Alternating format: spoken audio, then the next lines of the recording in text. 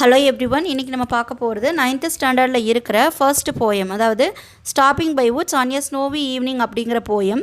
யார் எழுதியிருக்காங்கன்னா Robert frost எழுதியிருக்காரு. அவரோட எக்ஸ்ப்ளனேஷனில் இந்த போயம் வந்துட்டு என்ன சொல்லுது, அதில் இருக்கிற கொஸ்டின் ஆன்சர்ஸ் என்னென்ன, அதை தான் நம்ம பார்க்க போகிறோம்.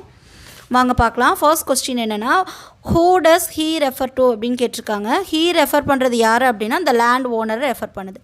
செகண்ட் ஒன்று, identify the season with these lines. இந்த லைன்ஸில் மென்ஷன் பண்ணப்படுற அந்த சீசன் என்னன்னு கேட்டிருக்காங்க. Winter season. தேர்ட் ஒன்று, ஹூ இஸ் த ஸ்பீக்கர். அந்த போயிட் வந்துட்டு ராபர்ட் ஃப்ராஸ்ட், அவர் தான் வந்துட்டு ஸ்பீக்கர். தென் ஃபோர்த் ஒன்று, why should the horse think it queer. Horse ஏன் வந்துட்டு டிஃப்ரெண்ட்டாக திங்க் பண்ணுதுன்னு கேட்டிருக்காங்க. It should think it queer to stop without a farm house near. Farm house இல்லாத இடத்துல நிற்க சொல்கிறங்காட்டி அந்த ஹார்ஸ் வந்து திங்க் பண்ணுதுன்னு சொல்லிட்டு அந்த போயிட் சொல்கிறாரு. தென் நெக்ஸ்ட் ஒன்று, whom does he refer to these lines. அதாவது இந்த லைன்ஸில் ஹூம் அப்படிங்கிறது, அதாவது யாரை வந்துட்டு ஹீங்கிறது ரெஃபர் பண்ணுதுன்னு சொல்லி கேட்டிருக்காங்க. ஹீ ரெஃபர்ஸ் டு த ஹார்ஸை வந்து ரெஃபர் பண்ணுது. Next, why does he gives his harness bells a shake. ஏன் வந்துட்டு அந்த ஹார்னஸ் பெல்ஸ் வந்து ஷேக் ஆகுது, எதுக்கு வந்துட்டு அந்த குதிரை வந்துட்டு ஷேக் பண்ணுச்சுன்னு கேட்டிருக்காங்க. He gives his harness bells a shake to get his master's attention. அந்த குதிரை மேலே உட்காந்துட்டு போகிற அந்த போயிட், அதாவது அந்த அவனோட மாஸ்டரோட அட்டென்ஷனை கேதர் பண்ணுறதுக்காக தான் அந்த குதிரை வந்துட்டு ஹார்னஸ் பெல்ஸ் வச்சு ஒரு ஷேக் பண்ணுச்சு. Next one, how does the hours communicate with த போயிட். போயிட் கூட எப்படி அந்த ஹார்ஸ் வந்து கம்யூனிகேட் பண்ணுதுன்னு கேட்டிருக்காங்க. It communicate with the bell sound. Bell sound மூலமாக தான் கம்யூனிகேட் பண்ணுது. நெக்ஸ்ட் ஒன்று, how are the woods. Woods எல்லாம் எப்படி இருக்குது அப்படின்னா the woods are lovely dark and deep. Next ஒன்று, who does I refer to. யாரை வந்து ஐன்னு சொல்கிறோம் அப்படின்னா த போயட் ராபர்ட் ஃப்ராஸ்ட்டை தான் சொல்கிறோம். Next, what are the promises the speaker is talking about. என்ன ப்ராமிஸ் வந்து இந்த போயிட் வந்து கொடுக்குறாரு. The speaker is talking about duties to do before his death. நம்ம செய்கிற அந்த டியூட்டிஸை இறக்கிறதுக்கு முன்னாடி நம்ம செஞ்சு முடிச்சிடணும் அப்படிங்கிறத பற்றி இந்த இடத்துல ப்ராமிஸ் பண்ணி சொல்லியிருக்கார். Why has the poet repeated the last line. ஏன் அவர் லாஸ்ட் லைனை ரிப்பீட் பண்ணியிருக்கிறாரு. The poet repeated the last line to make a strong claim. தான் சொல்ல வர்றது இன்னும் ஸ்ட்ராங்காக சொல்லணும் அப்படிங்கிறதுக்காக தான் அவர் அந்த லைனை ரிப்பீட் பண்ணியிருக்காரு. Explain miles to go before I sleep. இந்த லைனை எக்ஸ்பிளைன் பண்ண சொல்லியிருக்காங்க. The poet has so many duties in his life. He wants to complete all before his death. அவர் இறக்கிறதுக்கு முன்னாடி அந்த இதையே செஞ்சு முடிச்சிடணும் அப்படிங்கிறதுக்காக இந்த லைனை சொல்லியிருக்காரு. Then additional question answers. Where is the house. House எங்கே இருக்குது அப்படின்னா ஹவுஸ் இஸ் இந்த வில்லேஜில் இருக்குது. How is the lake. அந்த லேக் எப்படி இருக்குன்னா த லேக் இஸ் ஃப்ரோசன். பனினால் உறைஞ்சி இருக்குது. What does the poet see near. Poet வந்து பக்கத்தில் என்ன பார்க்குறாரு அப்படின்னா ஃபார்ம் ஹவுஸை பார்க்குறாரு. Who stands between the woods and frozen lake.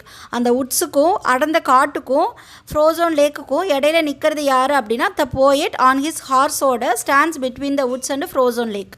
What is the speciality of the day. என்னென்னு கேட்டிருக்காங்க. The day is the darkest evening of the year. அடுத்தது, describe the sounds in the poem. The sounds of wind and snow தான் கொடுத்துருக்காங்க. அந்த sound வந்து எதை சொல்லுது அப்படின்னா விண்டோட சவுண்டு அண்டு ஸ்னோவோட சவுண்டு. எக்ஸ்பிளைன் டவுனி ஃப்ளேக்கை எக்ஸ்பிளைன் பண்ண சொல்லியிருக்காங்க. Snow is falling as Downey flake. அந்த சின்ன சின்ன இது மாதிரி நடக்குதுங்கிறது சொல்லியிருக்காங்க. நெக்ஸ்ட்டு, ரைமிங் வேர்ட்ஸ் வந்துட்டு என்னென்னு பார்க்கலாம். ஃபஸ்ட்டு 4 லைன்ஸில் லாஸ்ட் வேர்டு நோ, தோ, ஸ்னோ இதெல்லாம் சேம் சவுண்டில் முடியுது. அதனால அந்த 3 ரைமிங் வேர்ட்ஸ். நெக்ஸ்ட்டு 4 லைனில் குயர், நியர், இயர் இதெல்லாம் சேம் சவுண்டில் முடியுது. அதெல்லாம் ரைமிங் வேர்ட்ஸ். அடுத்ததில் ஷேக், மிஸ்டேக், ஃப்ளேக் சேம் சவுண்டில் முடியுது. So that's called rhyming words. இந்த நெக்ஸ்ட்டில் ஸ்லீப் அப்படிங்கிறது 2 தடவை வந்திருக்கிறங்காட்டி டீப், கீப், ஸ்லீப் 1 டைம் எடுத்துக்கிட்டோம்னா போதும். இதனோட இது முடிஞ்சிச்சு. தென் நெக்ஸ்ட்டு ரைம் ஸ்கீம் பார்க்கலாம். ஃபர்ஸ்ட் 4 லைன்ஸில் ஏஏ பிஏ, செகண்ட் 4 லைன்ஸில் ஏஏ பிஏ, தேர்டு 4 லைன்ஸில் ஏஏ பிஏ அண்டு லாஸ்ட் லைனில் எல்லாமே வந்துட்டு ஏஏ ஏஏன்னு தான் வருது. இதை ரைம் ஸ்கீம். இதை ரைமிங் வேர்ட்ஸ் பேஸ் பண்ணி தான் இதை நம்ம ஆல்ட்ரேஷன் பண்ண முடியும். வேர்ட்ஸ் எது அப்படின்னா ஒரே லைனில் 2 வேர்டோ 3 வேர்டோ சேம் லெட்டரில் ஸ்டார்ட் ஆயிருந்தது அப்படின்னா அதையே அலிட்ரேஷன்னு சொல்கிறோம். ஃபார் எக்ஸாம்பிளுக்கு வாட்ச், வுட்ஸ் அந்த WW வந்துட்டு சேம் சவுண்டில் ஸ்டார்ட் ஆகிருக்கு. So alliteration. இதுவே வந்துட்டு கான்சனன்ட் சவுண்டில் ஸ்டார்ட் ஆயிருந்த அலிட்ரேஷன். வவல் சவுண்டில் ஏஇ ஐஓயுங்கிற சவுண்டில் ஸ்டார்ட் ஆயிருந்தால் அதுக்கு பேர் ஆசோனன்ஸ். அது மறப்போ பார்க்கலாம். இப்போ நெக்ஸ்ட்டு, இந்த இதில் my little horse must think it queer அப்படிங்கிற லைனு ஹார்ஸுக்கு உயிர் இருக்கிற மாதிரி சொல்லியிருக்குது. சரிங்களா, அதுக்கு உயிர் இருக்குது, இருந்தாலும் அதை ஹியூமனோட கம்பேர் பண்ணியிருக்கிறாங்க. So it's called personification. Next repetition அப்படின்னா வந்த லைனு அதே மீனிங்கில் திரும்ப வந்தால் that's called repetition. And miles to go before I sleep, and miles to go before I sleep அப்படிங்கிறது ரிப்பிட்டேஷன்.